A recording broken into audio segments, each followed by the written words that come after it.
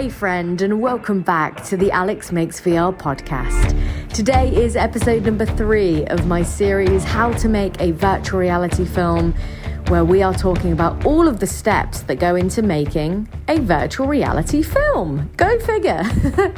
In today's episode, we're kind of building on from last week. Last week, we talked about how to come up with ideas for VR projects and how to know if your idea is suitable for VR. And in this week, we're going to talk about how you turn that idea into something tangible. How do you start to flesh out that idea and come up with a fully fledged story? What's the next step? You've got an idea. What's next in the process? So we'll talk about all of that in today's episode.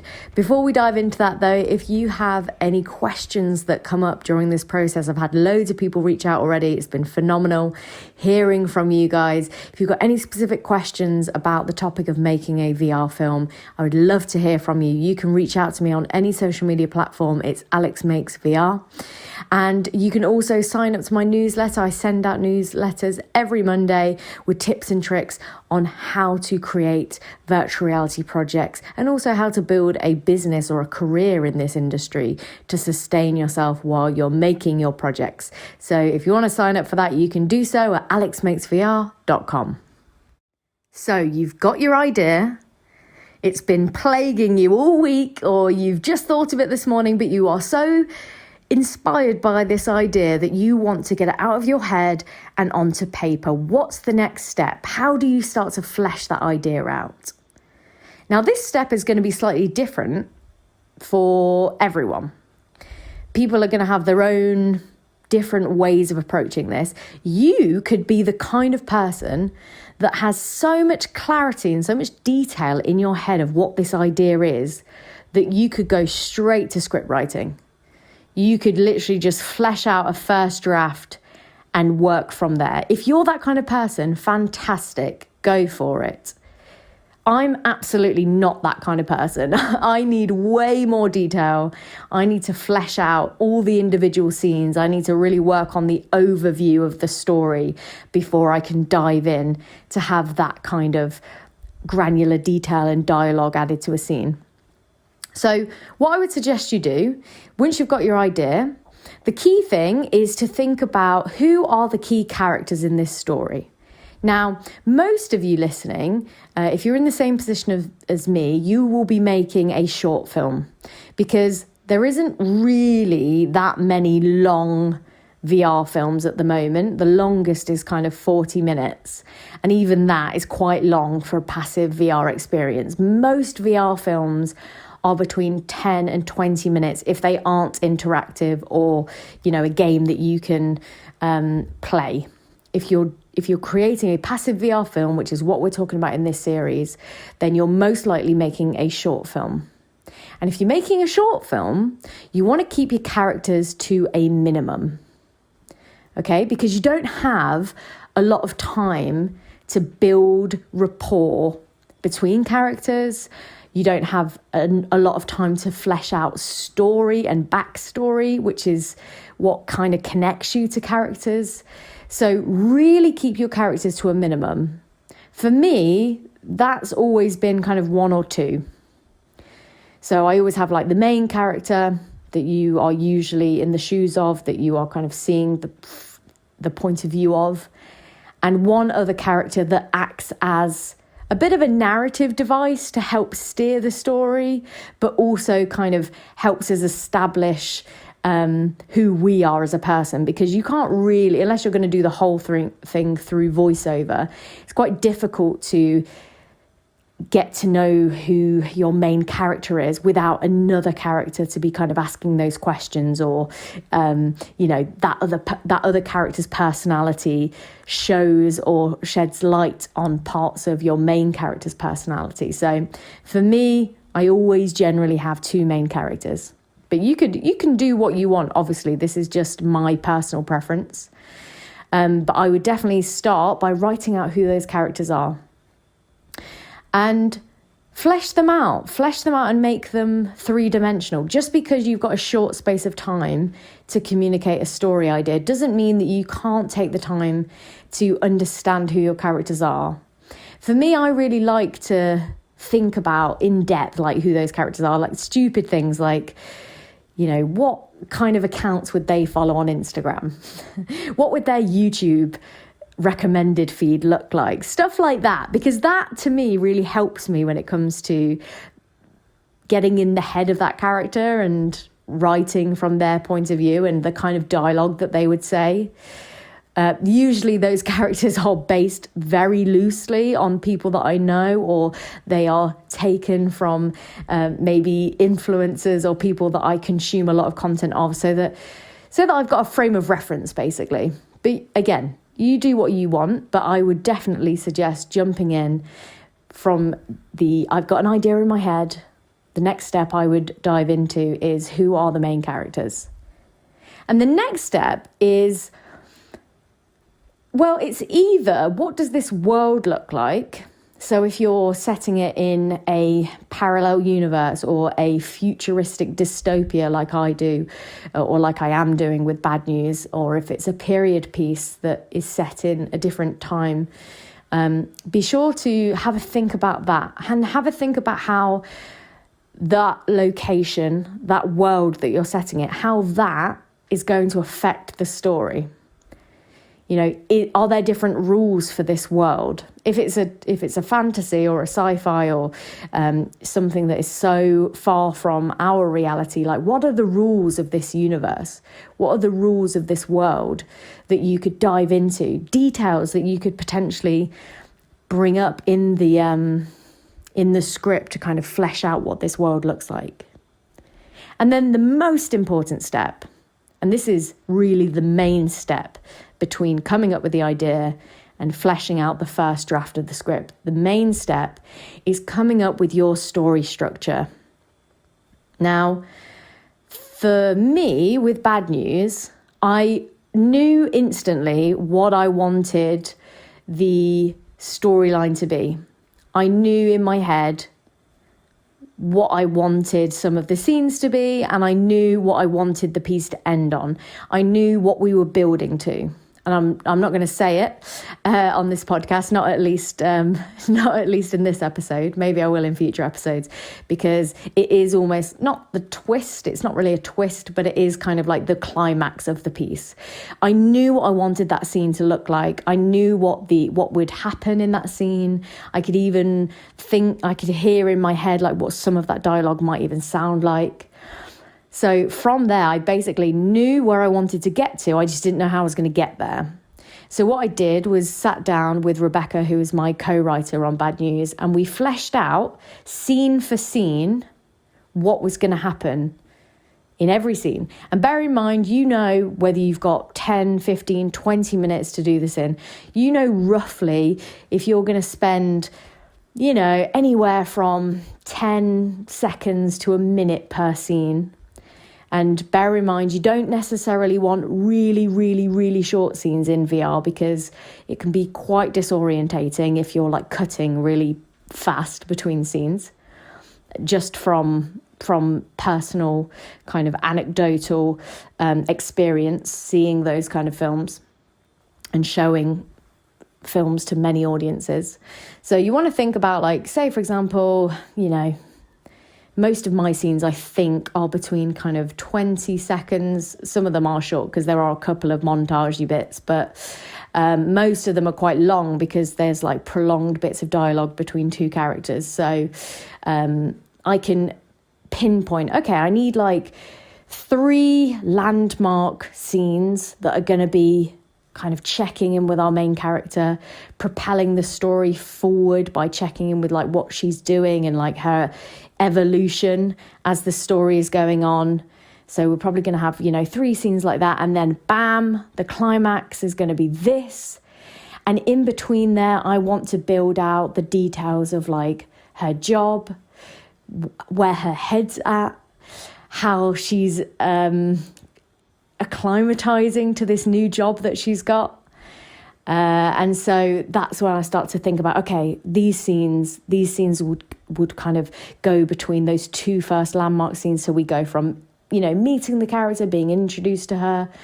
We understand that there's kind of a problem that we're going to that's going to be revealed later in the script. And between that scene and the middle scene, where it's all kind of coming to a bit of a climax, I need to populate with, certain scenes that give us a bit of comic relief, but also give us context to not only us as a main character, but the world that we've built. So what do those scenes look like? And I start to flesh them out. And for me, I love to add a little bit of like dark comedy in there. So I know I want, a scene that involves a certain kind of person or a certain kind of interaction. Something that would be quite funny just to kind of lighten things up before you pow with the drama. So once I've kind of done that, and once you've done that with your idea, what you'll have a kind of bit of an overview of not only what your story looks like and what the main story beats are, but you've also got a good idea of what those scenes look like. And that's really helpful. It's really helpful to have that, because if you are an independent producer, if you are going to be creating this yourself, if you're not going to go after money, if you're not going to pitch for private money or for grants or anything like that, you will have a good idea at this point what's realistic. You will know, and this is what I love to do, even when I'm pitching for money. I like to think, if I couldn't get money, how could I make this scene doable on a budget? So although I might want a populated, an overly populated pub for this scene, what do I have access to? Well, actually, I do have access to a local microbrewery that I'm mates with. I could probably use that, worst come to worst. COVID, probably not going to allow me to kind of, budget-wise, probably not going to allow me to have loads of people in this pub. But how could I write that scene that it would work if I didn't have money, that I could set it there? What else do I have access to? Well, and there are people that will tell you not to kind of pare down your idea and think about budget at this stage. But I think those people are idiots, and I think that they are living in a fantasy world where they get a golden goose to lay an egg for them every time they shit out an idea. And that's probably not going to be 99% of you listening to this, unfortunately. And it's not me. I know that this piece that I'm talking about, Bad News, is funded, but 99% of the work that I've done previously has not had funding, or if it has had funding, it's like a very minuscule amount. But yeah, so I would always write from the point of view of, if I didn't have money, how could I make this happen? What locations are going to be feasible? What's going to be practical? So whilst you can flesh out your story structure exactly how you want it and exactly how you envision it, if money wasn't an issue, definitely if you're an indie producer who wants to make this regardless and you don't want to wait around for years to try and find money, definitely have an idea in your head of how you could shape those scenes without money. Who could you use? What props do you have? What locations do you have access to? All of that kind of good stuff that's going to allow you to get to, make this piece regardless of whether you get investors or not. So that's kind of it. Once you've gone through that process, you've fleshed out your characters, you've fleshed out your world and the details of that world, and you've started to flesh out what those scenes look like, the story structure, what are the main beats. And I can't remember whether I've mentioned this already, but if you haven't read something like Save the Cat, which is a popular screenwriting book, or if you haven't read about The Hero's Journey, if you don't know what either of those are, definitely go Google them. Go watch a YouTube review if you don't want to buy them, or The Hero's Journey. There's loads of information about that available online, and that gives you a good idea of just basic story structure. For short films, it's really important that you don't try and pack in too much. And I think this is probably where we get into the territory of like conceptual VR films being very popular. You'll notice that, and I did a whole episode about this the other week, about how VR films aren't actually that popular with film festivals, surprisingly. And what I mean by that, I mean a lot of the work being shown is more kind of abstract visual arts, like concept-heavy projects, rather than character-driven scripted stories. And that is probably because it's really expensive to be able to have a fully fleshed out story. And actually, with most short films, you are kind of exploring an idea because you don't really have that much time to build a rapport or, establish a connection with a character. You're really exploring one idea, and you're doing that through a scripted kind of exchange, I guess, between characters.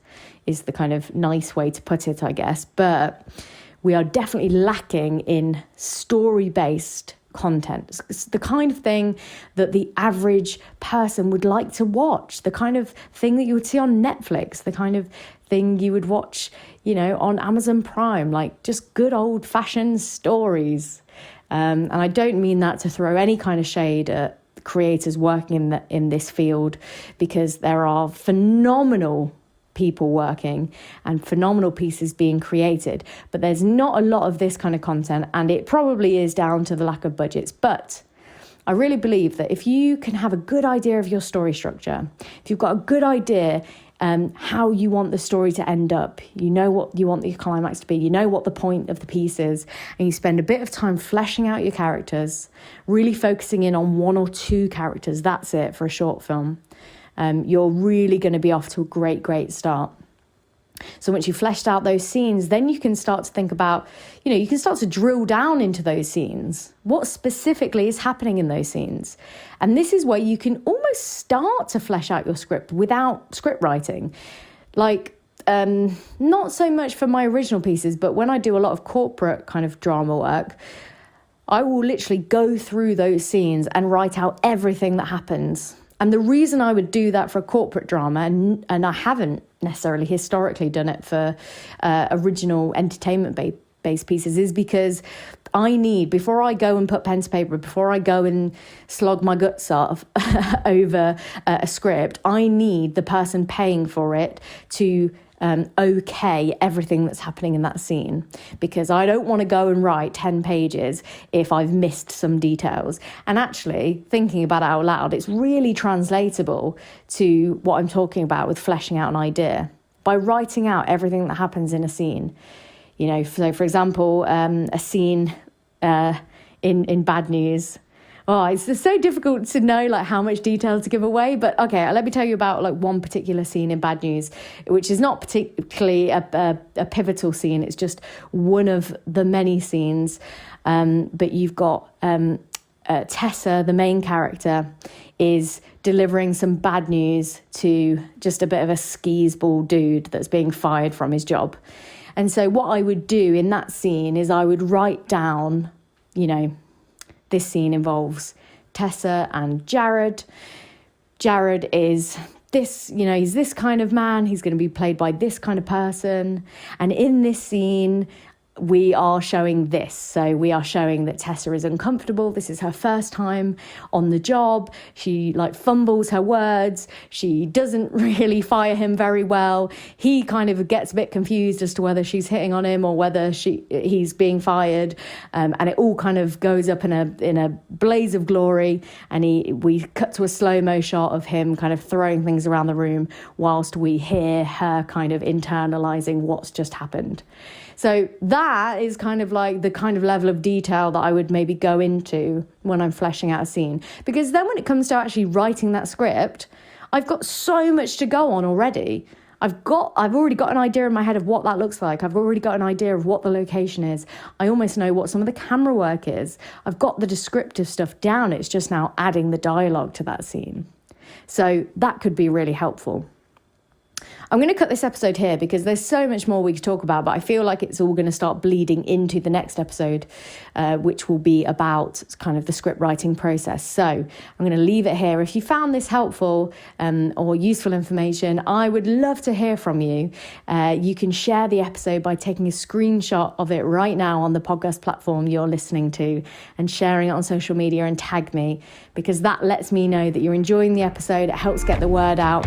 And if you want to DM me and let me know any of your thoughts on any of this, I would also love to hear from you. Alex Makes VR on Instagram, Twitter, and LinkedIn. And that's it. I will speak to you next week, my friend. Have a great day.